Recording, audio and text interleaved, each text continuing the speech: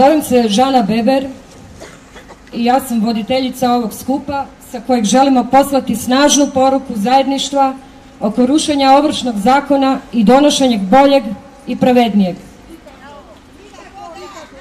I oko izlaska građana iz dužničkog ropstva. Danas su sa nama i lijevi i desni i neki treći koji ne priznaju te podjele. Danas smo ujedinjeni možda po prvi put nakon Domovinskog rata oko zajedničkog problema koji pogađa oko 1 milijun hrvatskih građana. Sve vas pozivam da danas budemo jači od podjela među nama i da sve svoje snage uložimo u ono što nam je zajedničko. Oči mnogih su uprti u nas. Zato pokažimo da se međusobno uvažavamo unatoč razlikama i da jedne druge tretiramo kao suborce za bolju i sretniju Hrvatsku.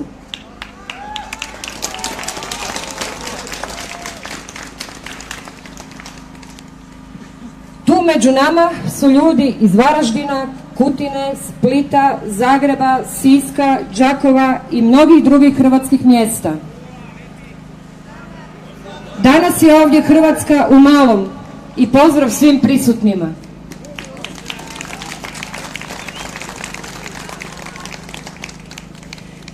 Točno prije godinu dana, 3. ožujka 2017. započeo je ovršni ustanak na ovom istom mjestu na Zrinjevcu. Koristim priliku da nam svima čestitam prvu godišnjicu ovog ustanka koji se nezaustavljivo širi. Njegov vođa je Danijel Galović, organizator ovog skupa.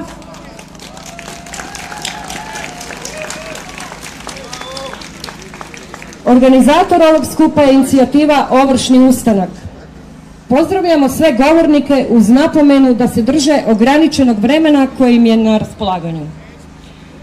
Pa krenimo. Demograf Stjepan Šterc je trebao biti naš prvi govornik. Budući da danas već ima nešto dogovoreno u Vukovaru, njegovu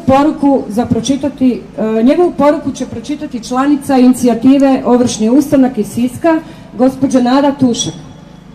Nakon toga pročitat će koji je cilj ovog skupa i inicijative, kao i koji su zahtjevi inicijative Ovršni ustanak prema Vladi Republike Hrvatske i Hrvatskom saboru. Pozvala bi gospođu Nadu Tušak. Hvala svima. Zaboravljeni narod.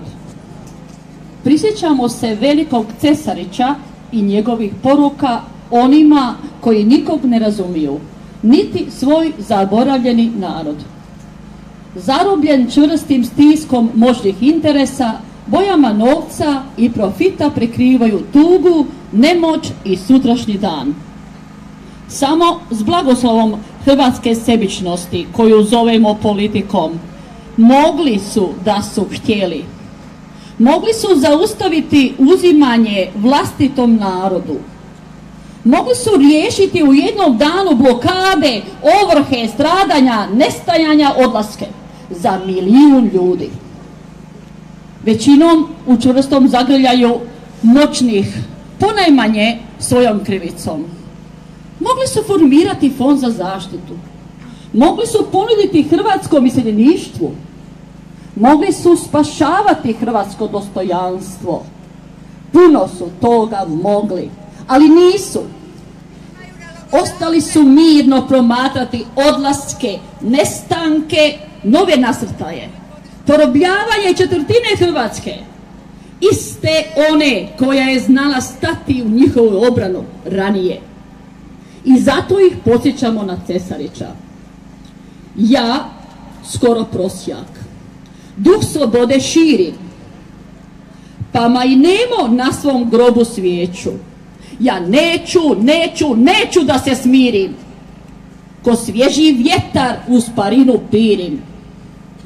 A kada umor svlada duše lijene, na otpor trubim ja, trubač sa Sene.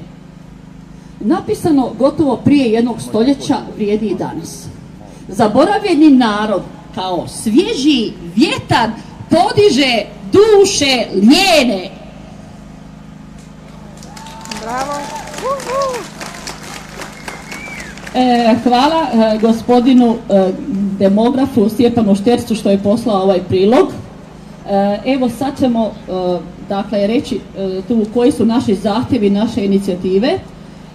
Jedan od ciljeva je svakako i okupljanje istomišljenika kako bi se stvorio sadašnji ovršni zakon, srušio sadašnji ovršni zakon i stvorio pravedniji i to što prije.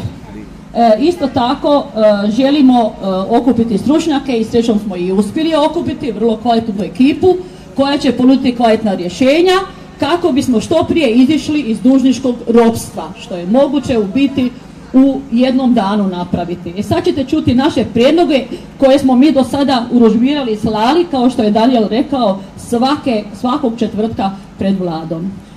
Poslušajte, tu je 7 točaka. Donošenje uredbe u moratoriju, odnosno obustavi svih ovrha do donošenja novog ovršnog zakona. Bravo. Donošenje uredbe o deblokadi računa građana i pravnih subjekata. Donošenje zakona o naplati duga fizičkih osoba po hitnom postupku po uzoru na zakon o naplati poreznih duga fizičkih osoba, Narodne novine 55/13. Upućivanje javnog poziva o nagodbi. Vlada Republike Hrvatske upućuje poziv svima onima koji ne budu obuhvaćeni zakonom o naplati duga fizičkih osoba da izvrše nagodbe o otplati duga dužnicima koji su došli u poteškoće oko otplate duga po uzoru na navedeni zakon. 5. Tražimo ostavku ministra pravosuđa Dražena Bošnjakovića.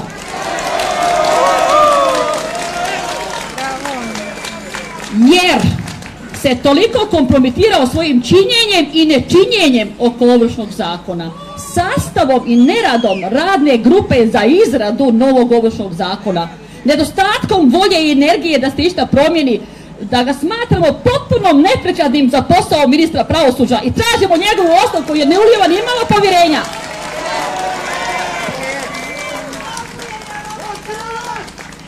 6. Tražimo formiranje nove radne skupine za izradu novog ovršnog zakona, izmjene u sastavu i smanjenje broja članova te radne skupine, izbacivanjem FINA-e, javnih bilježnika i predstavnika banaka iz nje. Budući da smo skupili preko 35.000 potpisa građana, koje vidite na ovim plaktama iza nas, mi kao inicijativa Ovršni ustanak dajemo si za pravo da tražimo od Ministarstva pravosuđa da jednog našeg člana uvrste u tu radnu skupinu za izradu prijedloga ovršnog zakona i pronalaženje, nuđenje rješenja za izlazak iz dužničkog ropstva. Evo, dakle, to su naše pravničke snage koje se tu nalaze i ispred i iza nas, neke ćete danas i upoznati kao govornike. Ja ću sad pročitati, dakle, tko je na tom popisu. Dakle, to su pravnici koji nude rješenja ova koja mi inače sada tu vama prezentiramo. To su Zahir Kurbašić, Ivica Marković, Iris Ukić-Kotarac, Sulejman Tabaković, Nenad Vlahović i Domagoj Žunabović. I zadnji, 7. zahtjev. Također tražimo da se iz poštovanja prema Slavoncima i Slavoniji ovršni zakon više ne zove tim imenom, već da mu se da neki novi, na primjer, zakon o zapljeni. Ovršujte žito, a nikada više ljude!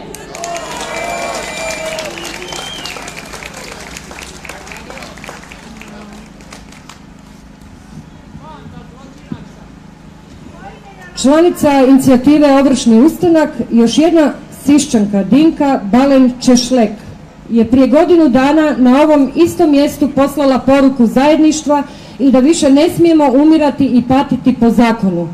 Poslušajmo njenu poruku. Pozvala bi gospođu Dinku.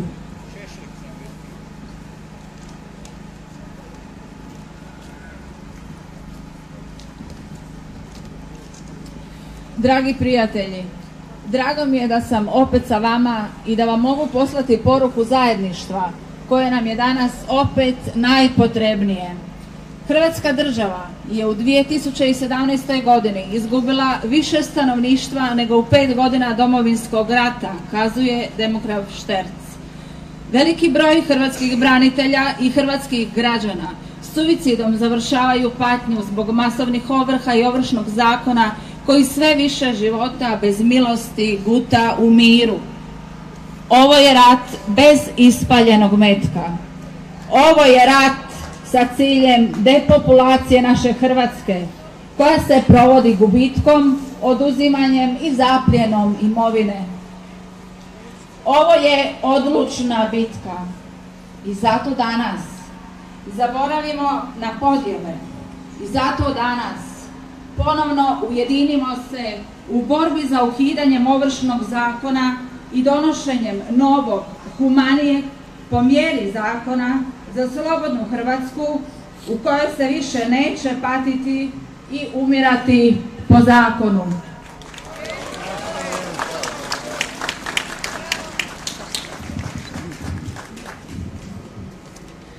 Svjedoci kako se po zakonu u Hrvatskoj umire i pati su roditelji preminule Ivane Mandić, 29-godišnje djevojke, žrtve Ovršnog zakona i banaka. Oni se zovu Drago i Božica Mandić, a žive u Velikom Trgovišću, 100 metara od kuće pokojnog predsjednika Tuđmana. Izvolite. Mi smo roditelji pokojne Ivane Mandić, Drago i Božica Mandić.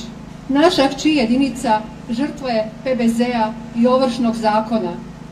Bila je zdrava, mlada djevojka, 29 godina i spremala se za udaju. Ivana nije otišla u svadbenoj povorci, u novi život. Naša Ivana je otišla zauvijek, ispraćena bijelim cvijećem u grob. Dugogodišnje maltretiranje od strane PBZ-a i kobni razgovor 10.9.2011. Naša Ivana je preminula od prevelikog stresa. Dana 10.8.2011. PBZ je ovršila Ivanu, a dotukla ju 10.9.2011. s nepostojećim dugom u nikad viđenom švicarcu. Želim naglasiti da se službenica kreditnog odjela naplate kao svjedok PBZ-a izjavila da Ivana Mandić ovrhom 10.8.2011. nije imala duga po kreditu. Dakle, Ivanu je ubila ovršna mafija i nepostojeći dug u nikad viđenom švicarcu. Iako se vodi kao nasilna smrt, hrvatske institucije gaze sva naša ljudska prava i odbijaju sve svjedoke i dokaze. Zadnji udarac dobili smo od Ustavnog suda koji je odbacio sve naše navode. Obišli smo sve institucije RH u koje smo vjerovali. Ured predsjednice 2 puta, koja nas nije htjela čak ni zaprimiti. Obraćali smo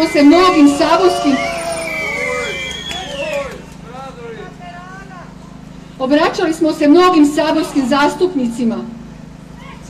Užasno nas pogađaju odgovori tih istih na pitanje zašto šuti i zataškava takav jedinstven slučaj. Jedan saborski zastupnik odgovorio je: ja se ne bavim patetikom.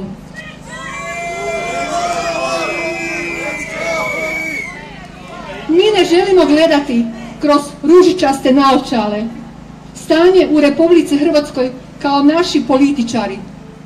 Naša situacija u Hrvatskoj nije ružičasta, a moja je crna. Uvijek govorimo, ne dijelite se na crvene, plave, žute, crne i zelene. Svi mi smo u istom problemu. Jedino naša sloga i zajednički cilj nas može dovesti do toga da srušimo ovršni teror, te dovesti u red hrvatsko pravosuđe. Bravo.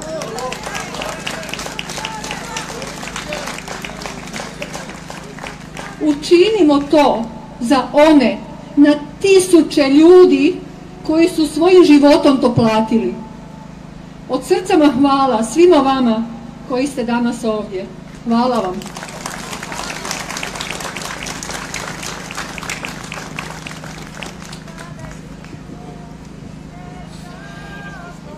Iz Zagreba nam dolazi Nenad Koljaja ispred udruge Ovršeni, predstavnik oštećenika RBA zadruge i član inicijative Ovršni ustanak.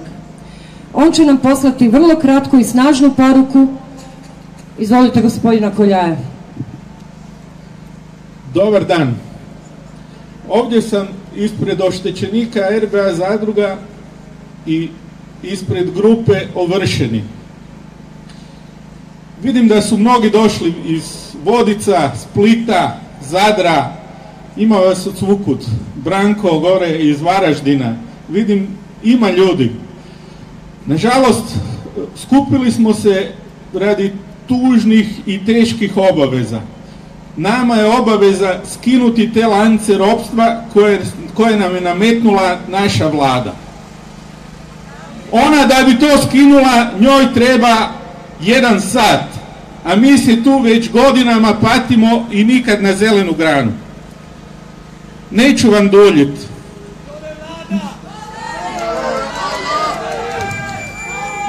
Moja blokada, znači moja osobna blokada je tako stara da je jedino od nje stariji ovaj avion kaj kupuju dole u Izraelu. Nadam se da će ovaj ovršni ustanak uskoro imati naziv Narodni ustanak. I za kraj, stop pljački i otimačini. Hvala vam svima.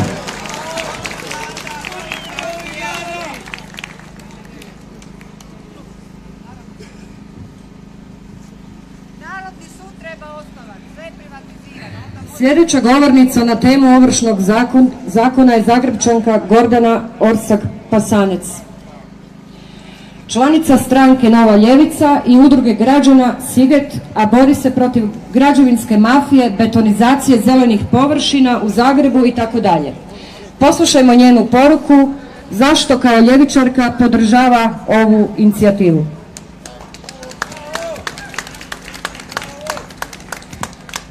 Dobar dan i hvala svima koji ste došli u ovaj zimski dan i oprostite mi ako ću malo mucati jer ovo mi je prvi javni govor. Ovdje sam prije svega kao građanka i jedna od ovršenih, već godinama. Znači svi smo u istim problemima. Jedna znači od 340.000 ovršenih i kad se ta brojka svede u nekakve postotke, onda znamo da je to 10% odrasle populacije ove zemlje. 10% odrasle populacije kad pomnožimo i kad dodamo članovi njihove obitelji, dobit ćemo brojku i veću od 1 milijun ugroženih i blokiranih ljudi. Za Novu ljevicu je to krucijalni problem na razini ne samo socijalnog pitanja, nego i na razini makroekonomske politike. Zato jer mi, nas 340.000 odraslih ljudi, smo prisiljeni raditi na crno, siva ekonomija cvate, jer to nam je jedini prihod s kojim mi možemo raspolagati, nažalost. Stoga je to prvenstveno i primarno političko pitanje ove zemlje, jer rad na crno, siva ekonomija ugrožava rad i potrošnju, čime nam se urušava naš mirovinski i zdravstveni sustav. Stoga na iskustvu uređenja ovrha u drugim zemljama Europske unije, Nova ljevica predlaže da se u novi zakon donese, bit ću kratka, da se eliminiraju svi posrednici iz ovršnog postupka kojih je sve više, da se uvedi digitalni sustav provedbe ovrha sa obaveznom nagodbom koja neće ugroziti egzistenciju ovršenika i njegove obitelji, da se produži rok na žalbu ovrhe na 15 dana i da se omogući besplatan pravni savjet svakom ovršeniku. Zatim, nešto jako važno, a to je da se spriječi ovrha zastarjelih dugovanja. Uvođenjem obaveze sudovima da na zastaru dugovanja paze po službenoj dužnosti, a troškovi snose vjerovnici koji su sami pokrenuli postupak, a znali su da je dug zastario.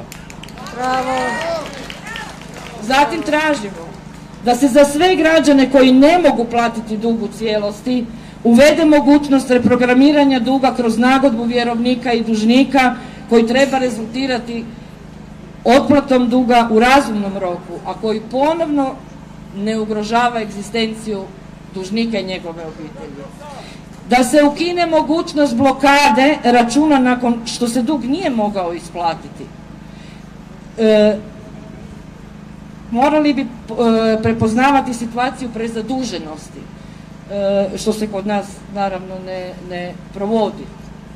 Zatim, uvesti rok od minimalno 6 mjeseci za dobrovoljnu prodaju nekretnine za otplatu dugovanja prije dražbe, kako bi se postigla prava tržišna cijena, a ne ona minimalne vrijednosti. Promijeniti pravnu narav hipoteke, to je po američkom sustavu, znači prodajom zaloga dug se mora otplatiti, a ne kao što se kod nas radi, banka vam uzme stan, uzme vam jedini dom i još ste dužni i još godinama morate otplaćivati. Zatim onemogućavanje ovršenja nekretnine ako je dugovanje manje od 50%. Ljudima oduzimaju domove za 2000 kuna. Tako je. Znamo da donošenje novog ovršnog zakona neće biti totalna pomoć. Moramo još donijeti i raditi na čitavom setu zakona u borbi protiv prezaduženja. Za kraj ću vas pitati samo jedno. Svi mi koji smo ovršeni dobili smo rješenja na kojima piše ovrha na ogluhu. Ogluha je jako važna riječ. Zašto? Oni se oglušuju već godinama na nas ovršene, na nezaposlene, na zdravstvo, na školstvo. Pa kada ćemo mi njih ovršiti? Kada ćemo mi njih staviti na stup srama i na oglasnu ploču? Hvala.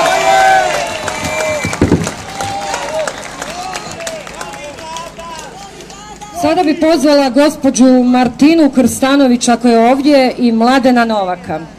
Ako su ovdje. Nema. Onda bi pozvala gospodina Ivana Valeka, predsjednika udruge Antikorupcijski front i član naše inicijative. On nam dolazi sa knjigom u ruci pod nazivom Democid. Sad će nam reći o čemu se radi.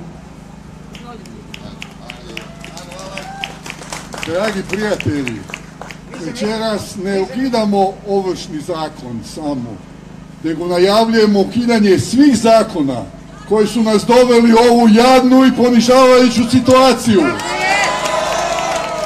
koji su nas gurnuli u dužničko ropstvo, koji nas vode u demografsku smrt, koji su uništili naše gospodarstvo i omogućili da danas Hrvatskom vlada kriminal i korupcija. Pitamo kako? Lako! Ako će ova gruda koju smo danas mi stvorili, ovršni ustanak, dalje rasti, pretvorit će se u lavinu, koja će sve pomesti što je trulo u Hrvatskoj. A trulo je skoro sve. Krivo je od političkog uređenja do pravosuđa, do financija, do gospodarstva, do zdravstva, do školstva. Ništa nije uređeno i moramo stvoriti na novim temeljima novu Hrvatsku, novu republiku. Tako je. Znamo kako. Mi smo danas najjača moralna snaga. I penzioneri smo ovdje, i radnici koji su opljačkali, i naši branitelji. I ovdje su i naši mladi. Ne idite van. Ovo je vaša domovina. Ovršni ustanak će prerasti u narodni ustanak i obnovit će ovu našu prelijepu domovinu. Biti će ponovo bogata, suverena, slobodna Hrvatska. Živjela!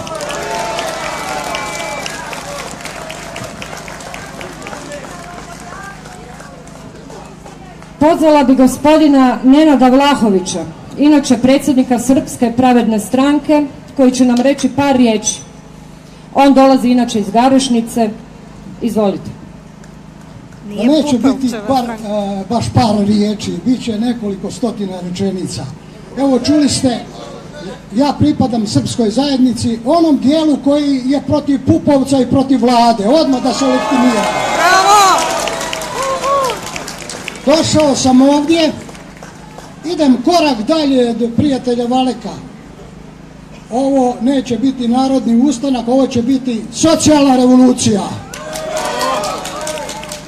Socijalna revolucija koju ćemo najprije voditi elokventnim i putem riječi, snagom argumenata. Ali revolucija može prelasti i u neku drugu revoluciju, ali o tom potom. Ja ću vam kazati, jer se bavim ovom trodiobom hrvatske vlasti, koja je zakonodavna, izvršna i sudbena, kazat ću vam genezu, ukratko, genezu problema kako je prijatelj Valek ovdje počeo govoriti o svim zakonima. Pored toga želim kazati da sam u ovoj grupi od 5 stručnih ljudi koji će predložiti novi i ovršni zakon. Novi, sasvim novi. Gledajte o čemu se radi. Nadležni ministar kaže da će se napraviti prijedlog zakona do jeseni. Pa neće on biti do jeseni ministar više. Tako je. Kaki? Bravo. Niti će on biti tamo, niti Plenković, niti Pupovac, niti bilo tko drugi iz ove bagre koja je sada tamo. Dole Pupovac. Mi ćemo, ja ću se zalagati da kroz ovu trodiobu vlasti, kažem vama svima, da prenesete, da budete poštari, da budete glasnici svojih sredina u kojoj živite, otkud dolazite. Kao i ja iz moje male Garešnice. Ja nisam ovršen, što ne znači da ne moram biti. Što znači, ja sam došao ovdje da se solidariziram s vama i da dadem jedan suport vama i sebi, da uništimo ovu avet koja vlada Hrvatskom i nama vlada.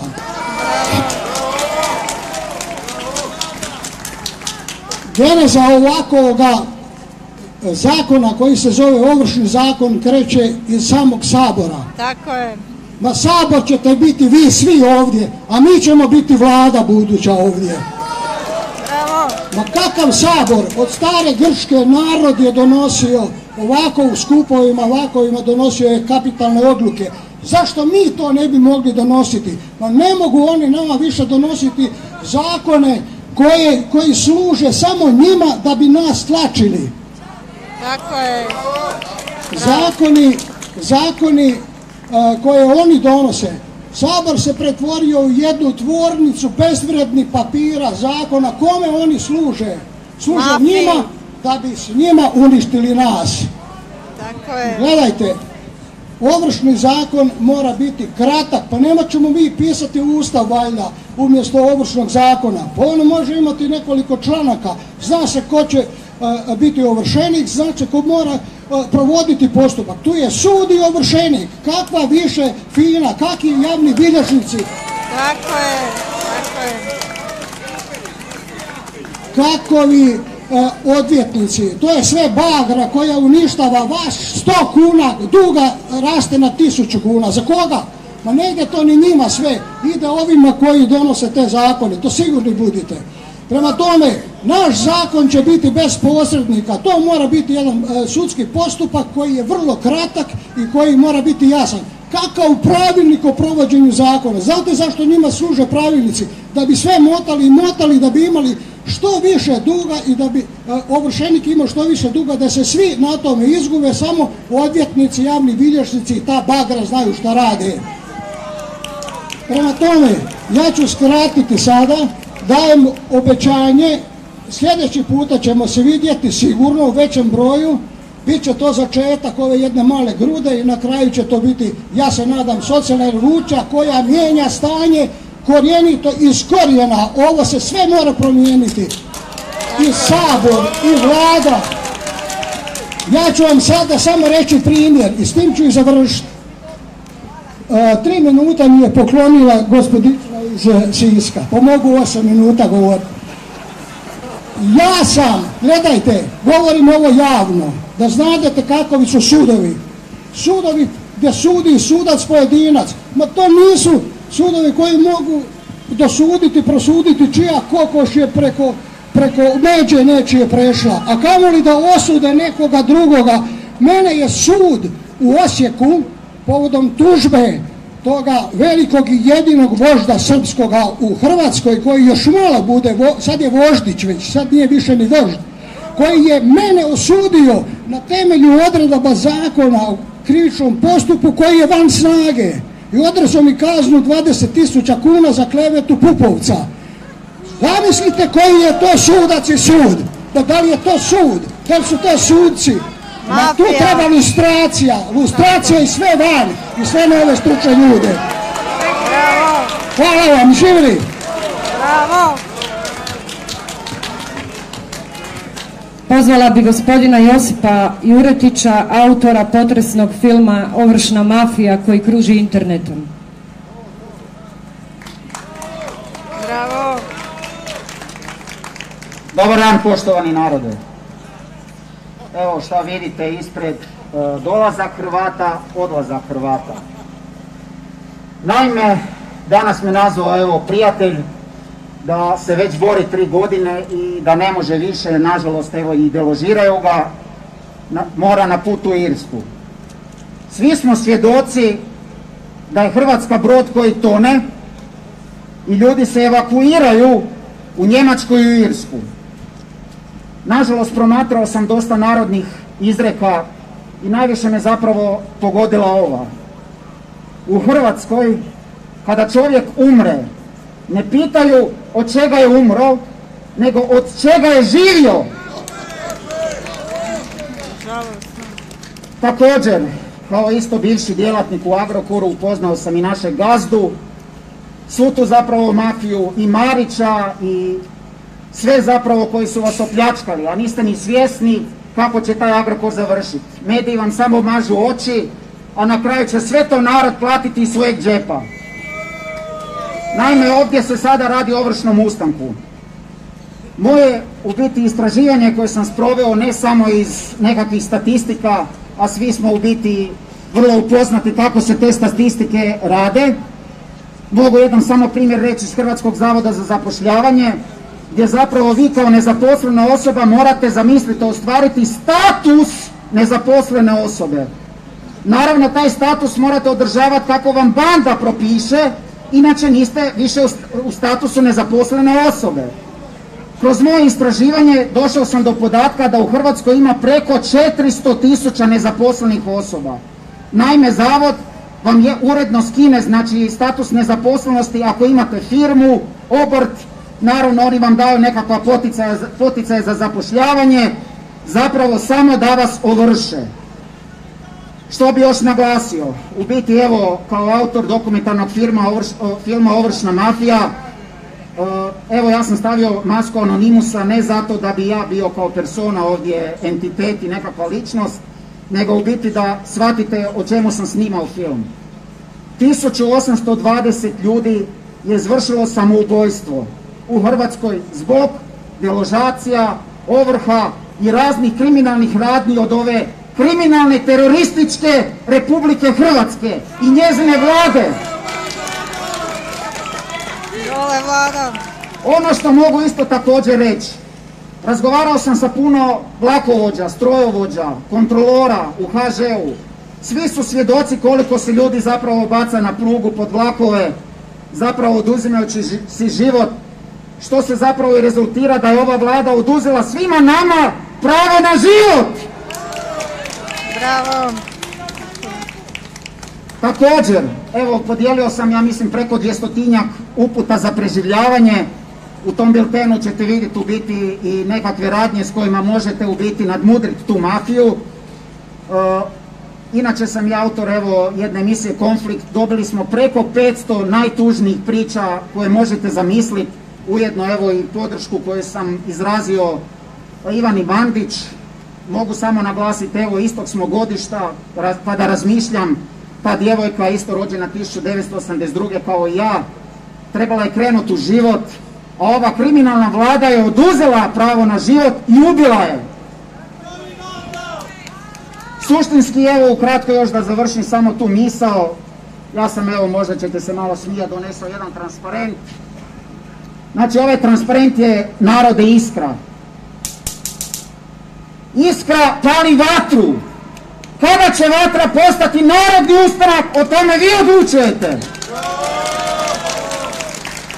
Bravo. I zadnje još jednu misao bi samo sproveo. Sva ta politička banda gore koja je izglasala Ovršni zakon, koji je doživio već 20 izmjena, svi smo svjedoci ko je dizao ruke za te zakone. Svi smo također svjedoci da će morati neko kazneno odgovarati za samoubojstva tih ljudi koji su bili ovršeni. Čekamo taj dan, čekamo narod, čekamo kad ćete ustati. Hvala vam. Bravo. Pozvala bi članicu inicijative Ovršni ustanak i predsjednicu Demokratske stranke žena Zagrepčanku Maju Mariju Jelinčić, koja će nam reći da je borba za bolji Ovršni zakon ujedno i borba za dostojanstvo žene i obitelji. Izvolite. Dragi moji sugrađani, dragi moji narode, i danas kao i više puta do sada okupila nas je nevolja. Nevolja u državi za koju su mnogi dali ono najvrijednije što su imali, a to je zdravlje, a mnogi i sami svoj život. Ne svojom krivnjom, već iz razloga katastrofalnih politika koje su se vodile i vode se već više od 20 godina, te donašanih zakona koji su uglavnom bili i jesu na štetu naroda, pa tako i važeći Ovršni zakon, pali smo u dužničko ropstvo. Postojeći Ovršni zakon djeluje oni koji uništavaju hrvatski narod, a samim time i državu, jer nema ekonomski snažne države ako u njoj živi nezadovoljan i nesretan narod. A naš narod, ako izuzmemo one koji su putem pretvorbe i privatizacije i ratnog profiterstva operušali državnu imovinu, nije zadovoljan niti sretan, već bježi glavom bez obzira tražeći kutak slobode. Jer za mene je ekonomska neovisnost preduvjet slobode čovjeka, a posebno nas žena. I ako tako gledamo, mi nismo slobodan narod, već smo narod ulovljen u panđe neoliberalnog kapitalizma i samim time dužničkog ropstva. Smišljeno su nas opteretili visokim kamatama i raznim nepotrebnim troškovima ovrha kako bi nas izrabljivali do uništenja. Potaknuti inicijativom Ovršnog ustanka javljaju se sada sa raznih strana pozicije i opozicije razne opcije promjena Ovršnog zakona. No, dragi moji, to bi bile promjene radi promjena, kako bi pojedinci na taj način prigrabili dozu simpatije za svoju osobnu korist. Nije njima stalo do nas, jer da jest, ovaj sramotno katastrofalan zakon bio bi u krajnjem slučaju davno promijenjen, a u boljem slučaju ne bi bio niti donešen. Nama ne treba kozmetičko uređivanje Ovršnog zakona, već ukidanje važećeg i donošenje novog zakona, koji zakon će obeštetiti vjerovnika, ali i osloboditi dužnika iz pakla dužničkog ropstva. Dug smo spremni vratiti, ali pritom ne moramo jastozima i raznim delicijama hraniti razne ustanove, učesnike u haraču ovršnog postupka. Obećali su nam Švicarsku, obećali su nam da ćemo biti najbogatija zemlja Europske unije, pa čak u žaru obećanja i najbogatiji na svijetu. Sjetite se, nije bilo davno. A dobili smo štrik oko vrata.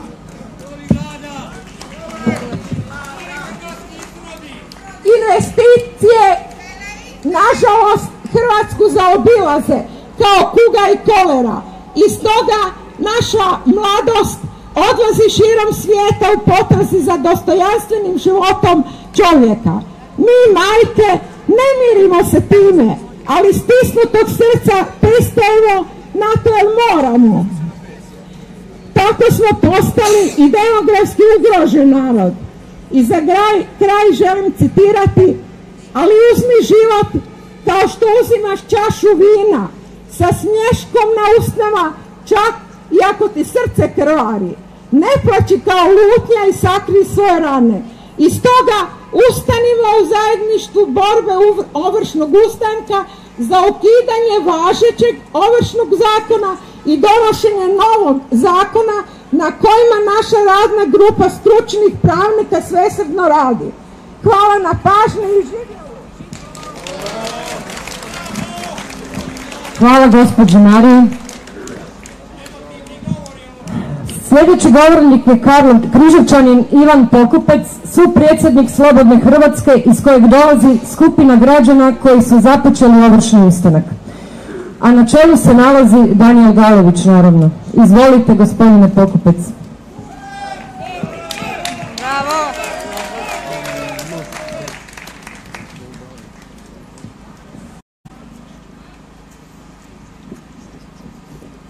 Burger, Križevčan po ženi, ali dobro je.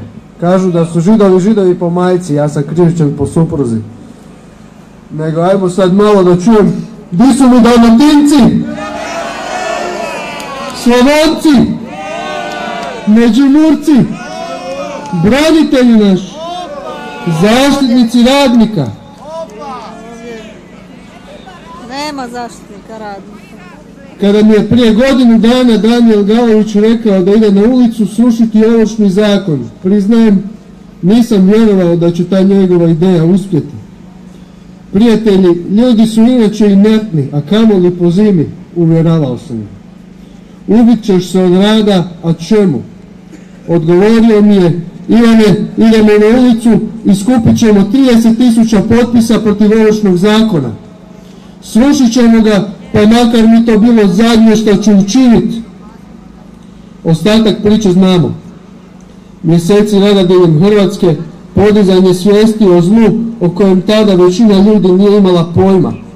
Preko 35.000 potpisa, nacrt novog ovršnog zakona i Galović u noćnim morama svih koji ovršni zakon već 7 godina podržavaju i nemilosrdno provode. Prijatelju, oprosti što u početku nisam dijelio tvoju viziju. Nisam vidio toliko daleko kao ti. No bio sam spreman podržati te jer znam kako junačko srce bio u tebi. Hvala ti što si mi dopustio da budem djelić ove priče. Molim lijepo jedan pljesak za ovršni ustanak i za Danijela Galovića.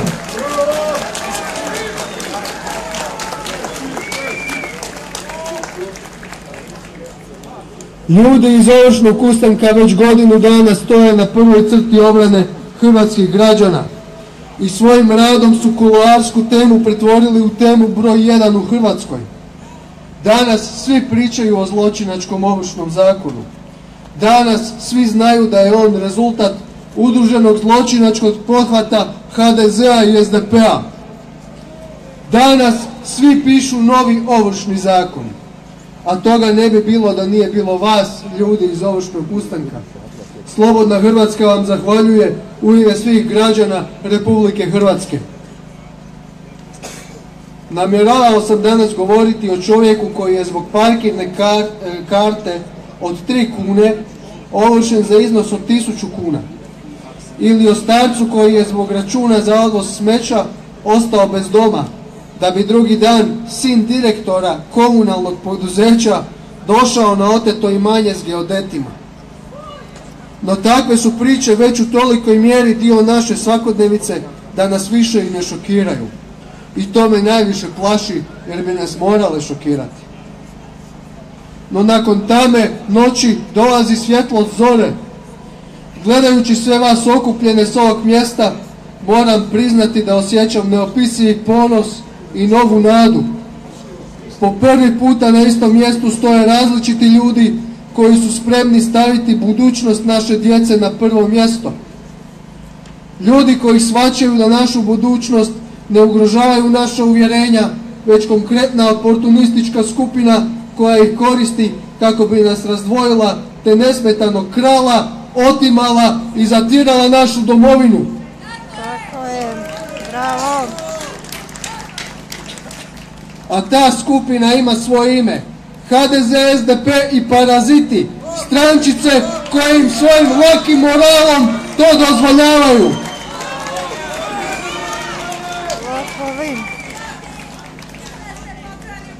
No danas gledajući vas vidim ljude koji će im stati na kraj. Vidim ljude koji su spremni preduhitriti njihovu veliku koaliciju svojom velikom koalicijom. Koalicijom koja će srušiti Ovršni zakon i osloboditi milijun naših sugrađana od ropstva. I to je nagovještaj Hrvatske kakvoj se nadam i za kakvu se borim. Hrvatske u kojoj će biti mjesta za sve nas, ali ne i za bankster, tajkune, ubojice, lopove, profitere i izdajice hrvatskog naroda.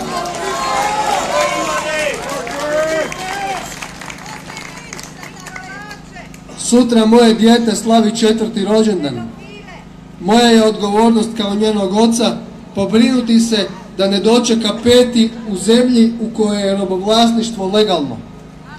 Ne odgovornost vlade, niti odgovornost oporbe, moja odgovornost.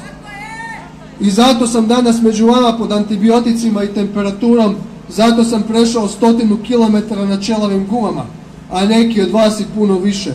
Varaždinci, Slavonci, Spličani i svi ostali, moje najdublje poštovanje. Tu ste jer shvaćate da Ovršni zakon ubija, tjera ljude na samoubojstvo, pobačaj i bijeg iz Hrvatske. Ne moramo vjerovati u iste stvari, ne moramo imati istu životnu filozofiju, no moramo se poštovati dovoljno u zajedničkoj želji da naša djeca ne budu korisni idioti kriminalcima, da ne dijele našu sudbinu. Ja želim bolje sutra djeci ljevih i djeci desnih, djeci socijalista i djeci kapitalista, djeci vjernika i djeci ateista. I zato svima želim reći hvala. Vi ste slika Hrvatske kakva ona može i mora biti. Slobodne Hrvatske.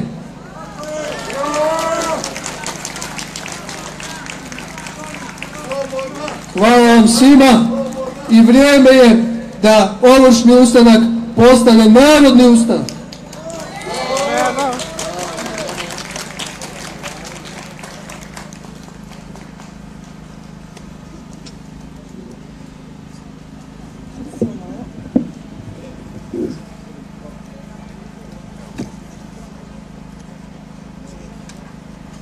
Iz ravne Slavonije u narodnoj slavonskoj nošnji dolazi nam Miro Skender i Nada Prskalo-Ališić sa recitacijom Dejana Durmića Ovršena Slavonija. Izvolite.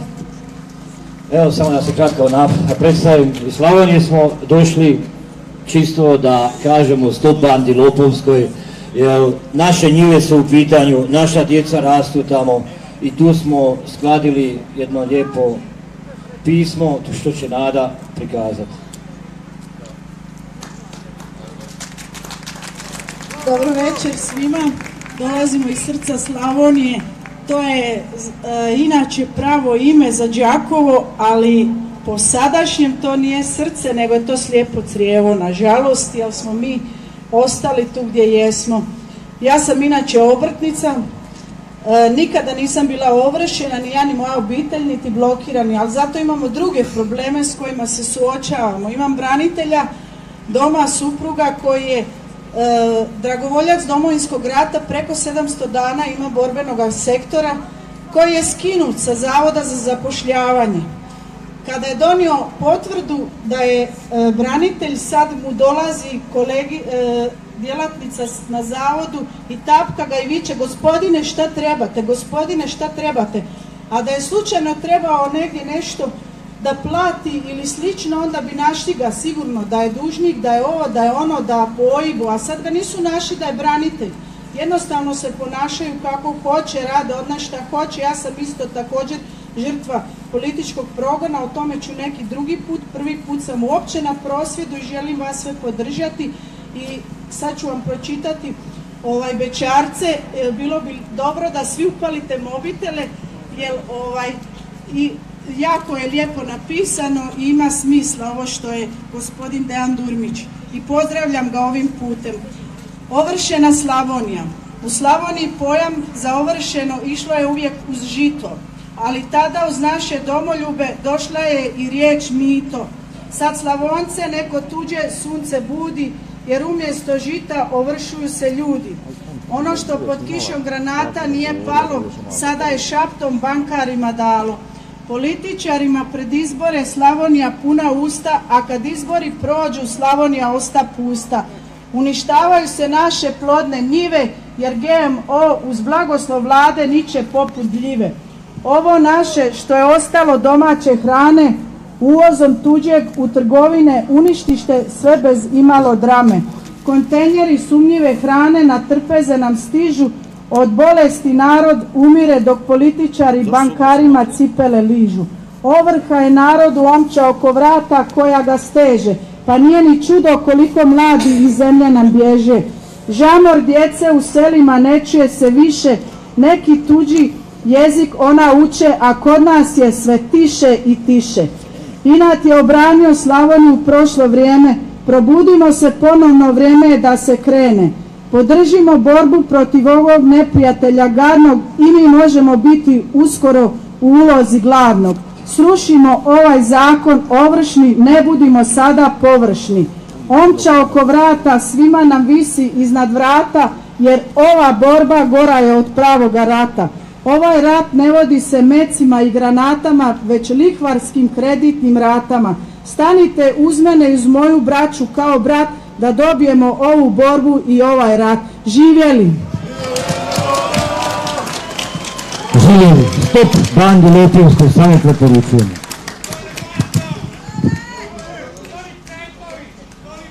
Iz Zagreba dolazi Mili Lozančić, umirovljeni časnik Hrvatske vojske, pripadnik jedinice za posebne namjene MUP-a Republike Hrvatske i prve gardističke brigade Zbora narodne garde. Tigrovi, obratit će vam se s par prigodnih riječi i pročitati će vam pjesmu Vjere Korski Povratak starih ratnika, koja je napisana 1938. godine. On je također član inicijative Ovršni ustanak. Izvolite. Sve vas srdačno pozdravljam. Najprije jedna obavijest za one koji ne znaju. Čaj, kruh i mast je ovdje, pa ko je malo ogladnio ili prehladno je, nek se okrijepni. Povratak starih ratnika. Vraćamo se, nemojte nas osuditi. Mi smo danas samo rukovec slomljenih sjena. Zaboravite ono što klica smo odlazeći, ponizno danas priznajemo, bitka je izgubljena. Vinuli smo se nad oblake realnog neba u proljetnom cvatu najljepših poleta. Jedne su nas burne noći našli, slomljenih krila podno najnižih goleta. I nemojte misliti da smo vam lagali, iako vam donijeli nismo obećavanu pobjedu.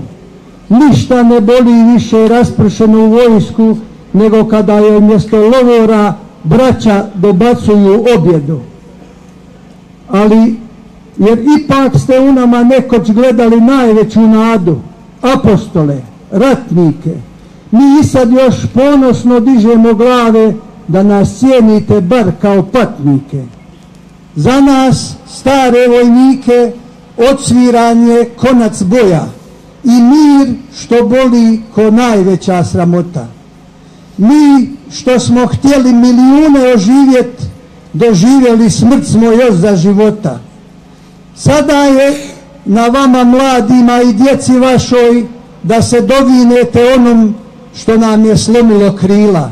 Nemojte da se u povijest vjekova zapiše veliki oci, djeca su sićušna bila. Vraćamo se, no nemojte nas osuditi, mi smo danas samo rukovec slomljenih sjena.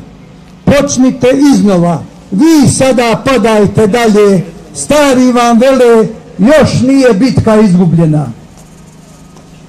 7283 branitelja zajedno sa HVO-om su se ubila.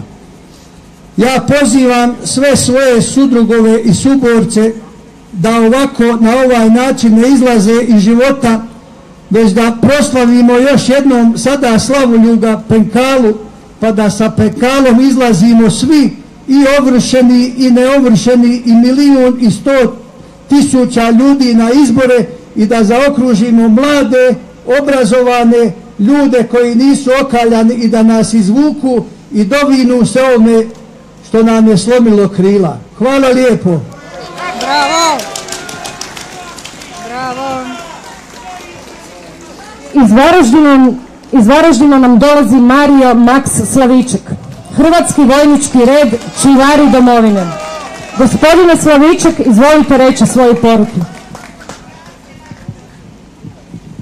Dobri moji ljudi, mislio sam da nas ima više ovršenih i blokiranih i da ćemo biti ovdje skupa. Ali oni koji nisu večeras sa nama, koji su u svojim domovima, i njih ću pozdraviti kao i sve vas ovdje, hvaljen Isus i Marija. Dragi moji prijatelji, kaže jedna izreka i sa njom bih ja ovako započeo. Ima jedna izreka koja kaže, a ne mogu sad ne vidjeti, razbojnik koji ima kontrolu nad pištoljem može opljačkati čovjeka ili banku. Razbojnik pa koji ima kontrolu nad politikom opljačkat će i narod i državu. A onaj razbojnik koji ima kontrolu nad bankom, taj će opljačkati svijet. Bravo. Mi, hrvatski branitelji, prozivani smo i prozivaju nas kako smo teret Hrvatske države, kako prosvjedujemo samo u svoje ime i za neke svoje interese. Dokaz je ovdje general Željko Sačić, koji je govorio i 2011. kao i moja malenkost što će se zbivati, a to se danas zbiva. Ovdje smo i lijevi i desni protiv crvenih, plavih, žutih, zelih, onih koji su karijeristi i koji gledaju svoje interese.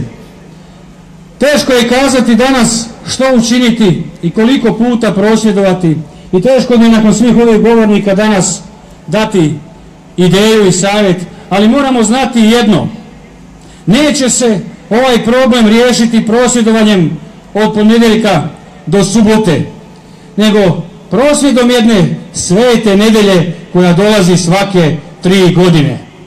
Kad su izbori, onda uzmite alat, oružje, kao što reče moj prethodnik, a izmislio ga je Slavoljub Pinkala ovdje u Zagrebu, i recite im ne, dosta je.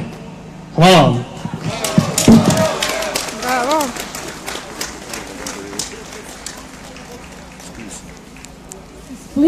Iz Splita i drugih dalmatinskih gradova imamo više sudionika ovog skupa.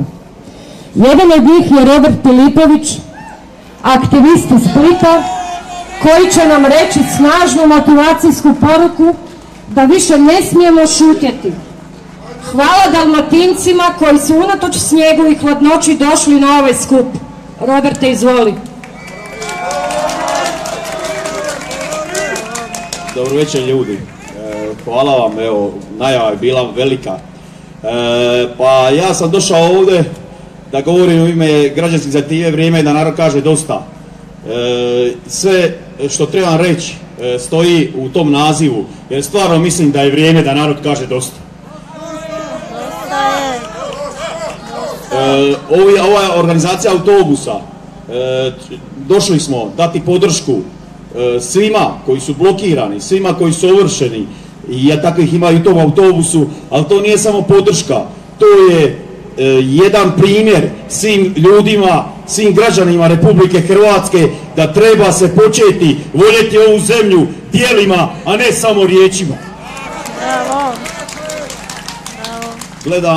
Gledamo zadnje dane da hrvatske ljude ponovno dijele po ko zna koji put ovu zemlju, ovaj narod, a na toj podjeli su napravili svoja bogatstva, pljačka, dok se mi dijelimo i dok se mi mrzimo, oni su na toj podjeli napravili svoja bogatstva, pljačkajući sve nas, cijeli ovaj narod i cijelu ovu Hrvatsku, uzimajući nam sve što nam ova država u ovakvom raju živimo, mogla nam je da blagostanje, a sve su nam uzeli na podjeli tog naroda. I gledamo zadnje dane toliko tih Facebook ustaša i partizana, vode rat rat i borbe koja je završila 45. Pa poručuje svim takvima, jer stvarno ih ima puno, taj rat je završio i ovo danas što mi moramo raditi, danas je borba. I pitam vas sve ovdje, i njih pitam, gdje ste danas? Gdje ste danas u ovoj borbi? Gdje ste danas kad treba djelima pokazati da se voli ova zemlja i ovaj narod, a ne samo riječima i tipkanjem na Facebooku? I moram poručiti, na kraju se moramo dotaknuti zbog ovih svih, zbog kojih smo mi ovdje, ovi koji su napravili od svojih građana gdje trebaju služiti narodu, oni su napravili robove, građane svoje su napravili robovima u vlastitoj domovini. Njima moram ih pitati jedno ili dva pitanja, ali poruku moram pitati. Tko vam daje za pravo da prodajete zemlju koju su moji krvlju natopili? Tko vam daje za pravo? Pitam ovu izdajničku vladu i sve. Oni više nisu ni lopovi. Oni su ubojice hrvatskog naroda i hrvatske zemlje. I moram ih pitati, ko vam daje za pravo da prodajete narod za koji su moji dali živote? Ko vam daje za pravo? I sada gledamo, moram se dotaknuti Ovršnog zakona. Gledali smo neki dan na hrvatskoj televiziji toga ministra pravosuđa Bošnjakovića.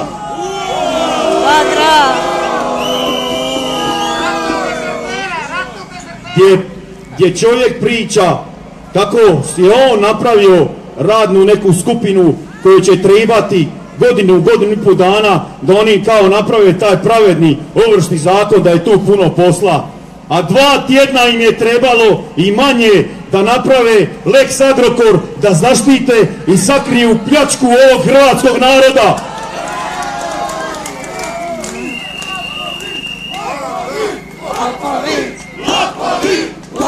Lopovi, jesu lopovi. Jer svi oni i samo su oni istjerali 500 milijuna Hrvata zadnjih 5-6 godina. Istjerali su iz ove zemlje mladost na kojoj ova Hrvatska trebala opstati, a sad je opstanak došao u pitanje, jer ova Hrvatska, ako ne počnemo djelovati, ide u nestanak. I nije samo pitanje Ovršnog zakona, svih zakona koji su izglasali. I izglasaje ova mafija, izglasava sve zakone ko na traci protiv vlastitog naroda, i ovaj narod mora zaustaviti nestanak Hrvatske i hrvatskog naroda i svih građana Republike Hrvatske, jer nas neće biti. I šaljem poruku svim blokiranima, svim ovršenima, svim građanima Republike Hrvatske: morate početi djelima pokazivati da volite ovu zemlju, a ne samo riječima. I imam još jednu poruku za sve vas ovdje i za sve njih. Sljedeći put dođite ovdje, jer ova bina ovdje, ovi svi ljudi ovdje su primjer da je napokon, zato sam došao ovdje, jer se ograđuje se od svih politika, ograđuje se od svih lijevih i desnih. Ja sam samo Hrvat koji voli ovu zemlju, ali sam došao ovdje kad sam vidio da su se napokon stali ovdje ljudi koji su totalno različite ideologije imaju, ali ljubav prema domovini mora biti jača od bilo koje ideologije. I za ovakve stvari lijevi, desni, crveni, žuti, zeleni, kako ih zovu, svi moramo stati. A onda ćemo, kada riješimo ove ljude koji su uzeli nam budućnost, koji su nam uzeli sve, koji žele uzeti do kraja ovo što ova država nudi, kad njih riješimo, onda možemo se sa plaćama od 10-15 tisuća kuna razgovarati ko je kriv, ko nije kriv i kakva je naša bila povijest, ali moramo početi nešto raditi na našoj budućnosti. I šaljem svima poruku: narode, nemojte se bojati, strah u ovoj zemlji, ovdje je sad koliko je tu ljudi, koliko god da je, pokazali su ljudi savjest, ali ima još ljudi koji su savjesni, ali boje se. Pa čega se bojite? Nemojte se bojati, jer stvarno ovaj život je prekratak da bi ga živjeli ko kukavice. živila Hrvatska, a samo će živi Hrvatska kad se ovaj narod ujedini. Jer naše ujedinjenje znači njihovo uništenje. Živila Hrvatska! Hrvatska! Hrvatska! Hrvatska! Hrvatska! Hvala ljudi što došli ovdje i stvarno bih zahvalio ovim mojim, to su već fanatici postali, ovi što ih je napunili autobus iz Splita, moram ih još jako pohvaliti. Ja sam jučer došao ranije u Zagreb privatnim autom jer idem dalje za Slavoniju, ali hvala vam, ali hvala svim ljudima koji su došli iz svih gradova, jer ovo koliko god da nema, treba biti pun Zrinjevac za ovakve stvari, nije, ali ovo je primjer da iz svih gradova možemo doći ovdje. Ovaj autobus iz Splita je primjer da možda za godinu ili 2 dana će 100 autobusa iz svih gradova doći ovdje, a kad se to desi, njima dolazi kraj, svim ljudima koji su nam uzeli sve, koji su nam opljačkali i istjerali mladost iz ove zemlje. Vratit ćemo mi tu mladost, a kad svi ti dođu ovdje, onda ćemo vidjeti ko je taj koji je uzeo pravo da uzme budućnost ovoj zemlji, ovom narodu. Hvala vam ljudi i pozdravljam vas i pozdravljam još ove roditelje od ove preminule, jer stvarno malo me, jednostavno me dirnulo previše ovo, nisam mogao vjerovati da ljudi dolaze u te situacije. Ljudi, nemojte si oduzimati u ovoj državi živote, stavimo ih na ulice, pa onda da pitamo njih tko je taj ko nam može uzeti budućnost u ovoj državi. Hvala vam i živjela Hrvatska još jednom.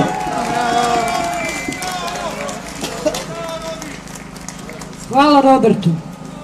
A sada bih pozvala našeg Danijela Galovića, vođu inicijative Ovršni ustanak. Danijel, izvoli.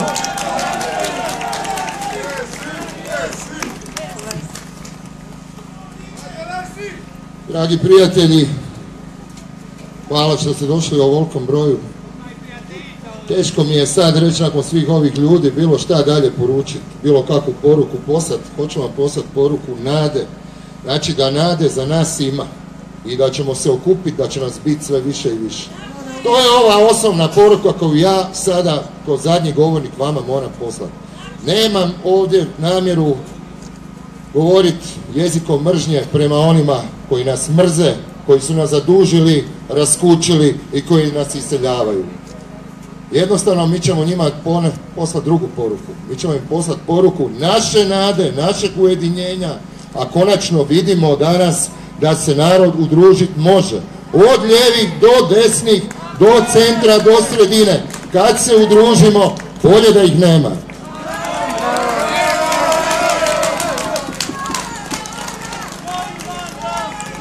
Mi smo ovdje odgovorni za ovih 35.000 ljudi koji su dali potpise ovdje, znači koji su nam dali mandate da izađemo na ulicu i da pritišćemo ovu vladu, da im kažemo da je dosta. Mi nećemo stati, ja osobno neću stati, moja slobodna Hrvatska neće stati, a neće stati ni Ovršni ustanak. Mi ćemo ga proširiti i zato ponovo zadnja poruka koju ću poslati je: čuvajte se, ujedinjavamo se i možete nas očekivati na Gornjem gradu. Vrlo brzo. Živjela slobodna Hrvatska i moja Hrvatska, hvala vam svima. Doviđenja. I zadnja poruka, ovo je njihov zakon, trenutni. Evo im zakona.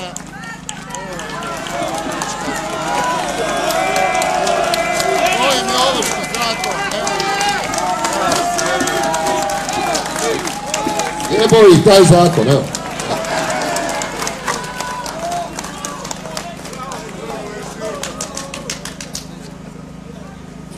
Što reći na kraju skupa? Dolje Vlada! Hvala svima koji ste došli, hvala na dostojanstvu koje ste pokazali, hvala zbog žrtve koju ste uložili svojim dolaskom, hvala prisutnim medijima i sretni smo što smo bili zajedno danas. Nemojte se još razići, podružimo se još malo uz topli čaj i zakusku koju su jeli naši stari. Ispred inicijative Ovršnog ustanka zahvaljujem se svima koji nas podržavaju i pozivam ostale da nam se pridruže. Naša borba se nastavlja do pobjede. Doviđenja u novoj bitci za pravedniju i sretniju Hrvatsku.